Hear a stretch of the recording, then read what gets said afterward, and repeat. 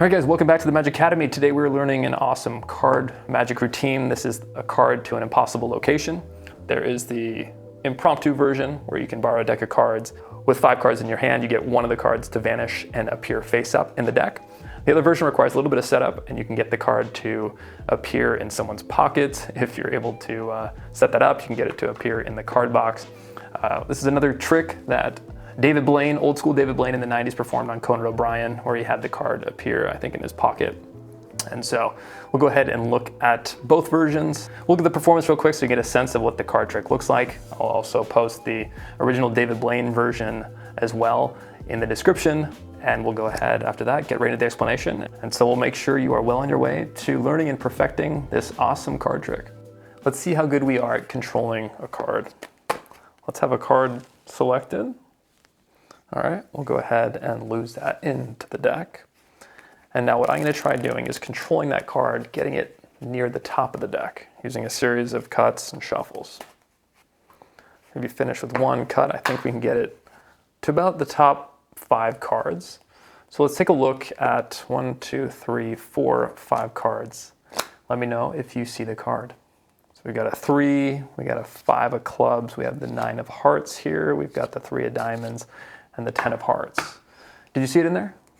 I think it might be not the first, maybe the second, maybe the third, fourth, I don't know, fifth. I don't think so. I think it was this card right here. Would you agree? Was it that middle card? Yeah, it sort of looks like that. You can actually take it and invisibly throw it. Did you see that? Yeah. We only have 4 cards left. I think it was the 9 of hearts. And if we did it right, we might be able to have done the impossible. The 9 of hearts. Whoa. Okay, so we're gonna look at the impromptu version where we can use a borrowed deck. And then from there, we'll look at the version where you have to have the setup. So what's the first setup?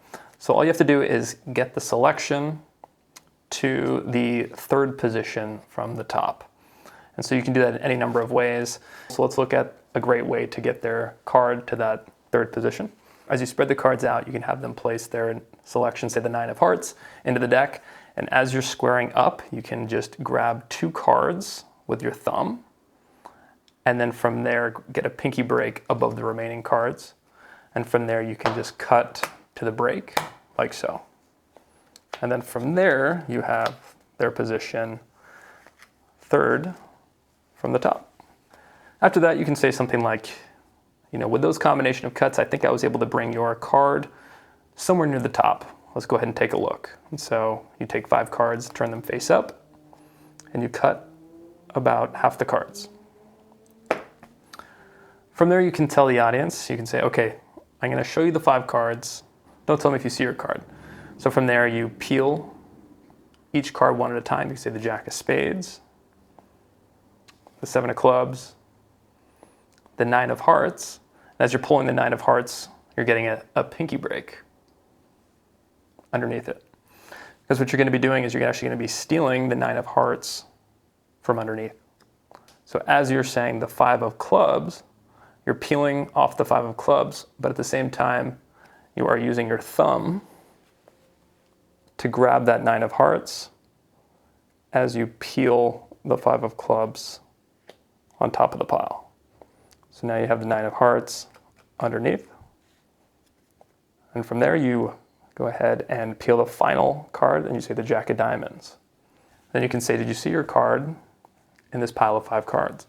And then from there you are going to be doing a false count to really make it seem like you are in fact holding 5 cards when you really only have 4 cards. And so how's that done? What I like to do is I'll do the same peeling motion. I'd say, okay, I don't think it was the first card. And then what I do with the second card is I peel again, just like before. I'm going to create a pinky break above that second card. From there, I say it might be the 3rd card, and as I get to peeling the 3rd card, once again, I'm grabbing that 2nd card with my thumb and peeling that 2nd card, that 3rd card, I'm sorry. And now I have 2 cards remaining in my left hand to show the 4th card and the 5th. In normal motion, it looks like this. 1, 2, got the pinky break. I grab it. 3, 4, 5. So you can see I don't think it's the 1st. It might be the 2nd, maybe the 3rd, maybe the 4th. I don't think it was the 5th. And so it's a pretty good convincer to show that you have 5 cards in your hand when you really have 4. And so there's many different ways to vanish a card, right? You can do the one on the table where you act like you get it to vanish and you throw it face up into the deck. I just used a simple vanish where I say, okay, I think it's one of these middle cards. And as I grab my hand over the deck, I simply just take my first finger and push the card in. And so I just act like I'm taking it, crumpling it up, saying, throwing it face up into the deck. I said, yep, the card is vanished, if you can believe it. Do you see your selection? And to their amazement, their selection is now face up in the center of the deck. Beautiful. All right, next is the card to an impossible location that's not in the deck face up. You can have it in a card box, someone's pocket, if you're sneaky enough to get a duplicate card somewhere around the house, wherever you'd like. So how is that done? Obviously you need to have a duplicate card. In this case, we have an extra 9 of hearts in the card box.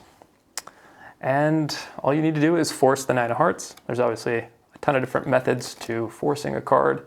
You could simply do the thumb riffle force, where you can have their card forced like so, the 9 of hearts.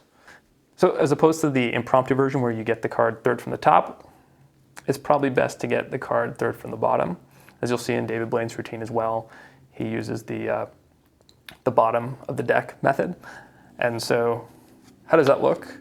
So it's very similar to the first way of doing this, as opposed to getting 2 cards on top to be placed on top of their selection. You get a pinky break above 2 cards as they return their card.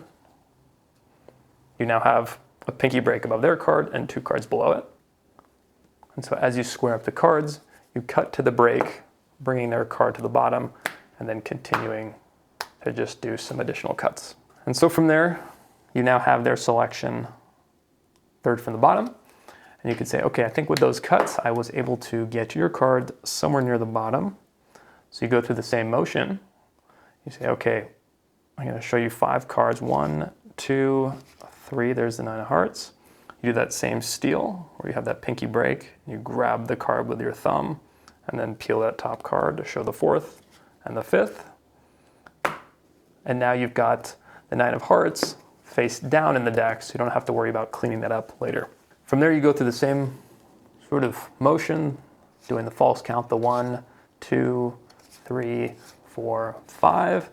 Create any sort of magical gesture to get their card to vanish, whatever it might be, and then you ultimately reveal 4 cards, 1 is missing, and wherever you hid that duplicate, they are once again going to be amazed by your card magic.